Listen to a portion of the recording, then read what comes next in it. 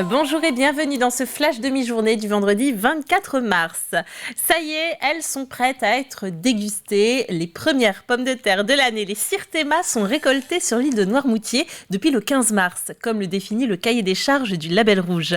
Agathe Poulet s'est rendue chez un des 22 producteurs de pommes de terre de l'île. On regarde son reportage. Avec l'arrivée du printemps, les premières pommes de terre primeurs voient le jour. Emblématique sur les terres de Noirmoutier, la Sirtema est la première variété de la saison à être récoltée en petite quantité, avant l'arrivée des gros volumes à partir de mai. Hier, j'ai fait une petite tonne. Aujourd'hui, c'est une petite tonne. Voilà, c'est des toutes petites quantités. Donc, sous les abris, là, ça va s'étaler sur 2-3 semaines. Et ensuite, le plein champ arrivera début avril. Tout va dépendre de la météo qui va y avoir ces prochaines semaines. Sur ces 18 hectares, Gaëtan et ses 5 salariés récoltent chaque pomme de terre à la main comme autrefois. Pour cet agriculteur, il est important de faire perdurer le maraîchage traditionnel pour chouchouter ses pommes de terre. On se compare souvent, on est des artisans de l'agriculture. On a le souci du travail bien fait et méticuleux, parce qu'on est sur un produit qui est fragile, donc un produit primeur, peleux, tendre, à queue. Moins de matière sèche que les produits de pommes de terre de consommation, donc beaucoup plus fragile. Donc ça nous impose un ramassage manuel.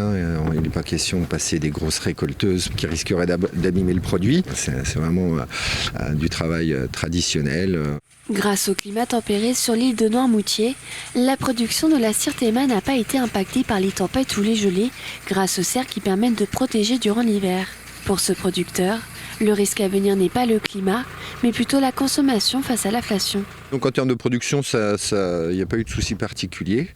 Maintenant, c'est la mise en marché. Donc on est dans une conjoncture assez particulière cette année. Beaucoup d'inflation, des charges qui ont augmenté, des intrants qui ont augmenté. J'espère que cette pomme de terre va être bien acceptée par les consommateurs. La récolte des autres variétés comme la Bonote et la Lady Christelle se fera jusqu'en juillet. L'année dernière, 500 tonnes de pommes de terre ont été récoltées sur cette exploitation. Les primeurs qui ne peuvent plus être vendus après le 15 août. La Roche-sur-Yon retrouve enfin son musée. Il n'en avait plus depuis 2019. Son nom, le musée de la Roche-sur-Yon Espace Malraux, puisqu'il est installé dans l'ancienne école maternelle du centre-ville, au 17 rue du Président de Gaulle.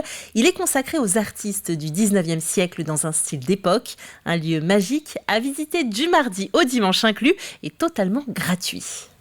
Ils vont avoir la surprise d'entrer dans une cour d'école et de découvrir des grandes salles avec des tableaux académiques installés sur les murs de cette ancienne école. On attend les scolaires, les familles, on a des dispositifs pédagogiques. On souhaite que les gens puissent venir contempler les œuvres, lire, dessiner dans le musée, qu'ils viennent, qu'ils reviennent. Donc un véritable lieu de vie, qu'ils se sentent au musée comme chez eux. Et l'ouverture officielle est donc pour ce samedi 25 mars. Des visites découvertes sont proposées à différents horaires. La réservation est vivement conseillée.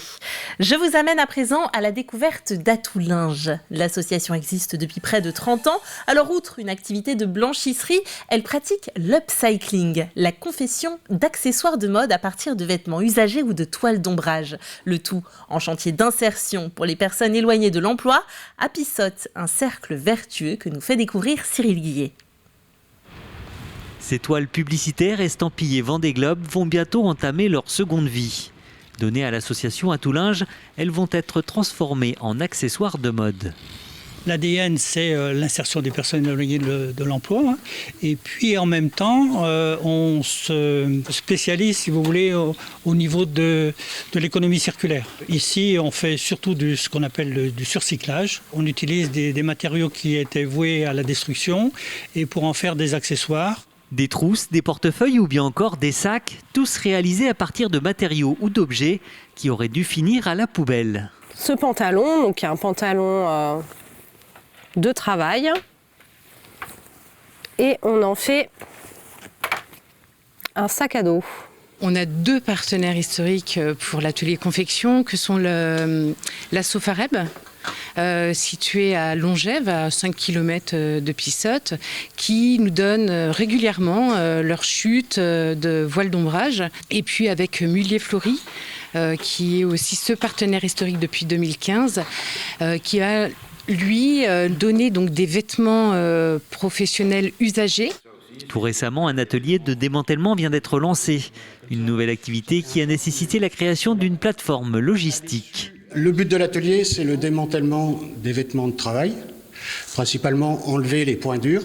Ce qu'on appelle les points durs, c'est tout ce qui est fermeture éclair, étiquette, porte-étiquette, dans un but de revalorisation. Car là aussi, plutôt que d'être enfouis, ces matériaux vont pouvoir être valorisés. Donc la première valorisation, c'est l'économie circulaire, où là on est dans la filature, on va refaire donc du tissu. La deuxième valorisation, c'est l'isolant, donc isolant thermique.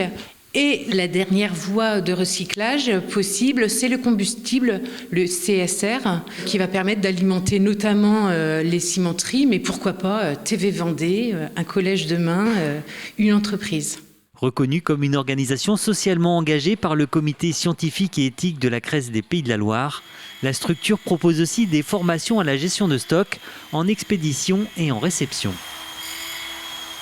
8 victimes intoxiquées en urgence relative, dont 3 enfants. C'est le bilan de l'incendie qui a touché ce vendredi matin un immeuble de 10 étages de la rue Jean Launois de La Roche-sur-Yon.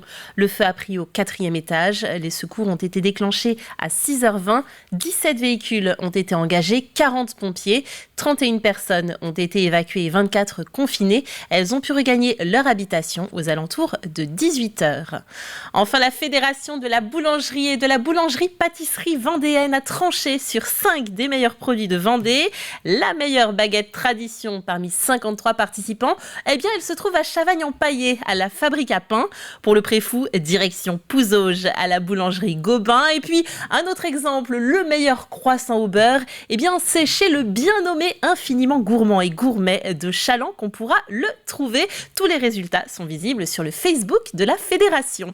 On jette un œil à la météo avant de refermer ce journal. Une météo, vous le voyez, plutôt mitigée. Les nuages laisseront peu de place aux éclaircies. Les pluies regagneront en intensité par le nord-ouest et elles se poursuivent une bonne partie de la nuit. Le vent restera bien présent de secteur sud à sud-ouest. Il va souffler, vous le voyez, jusqu'à 65 km/h sur les côtes. Les températures resteront douces.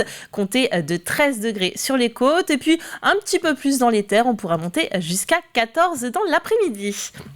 Ce soir, vous retrouvez Caroline Tronche depuis les allées du printemps du livre de Montaigu-Vendée.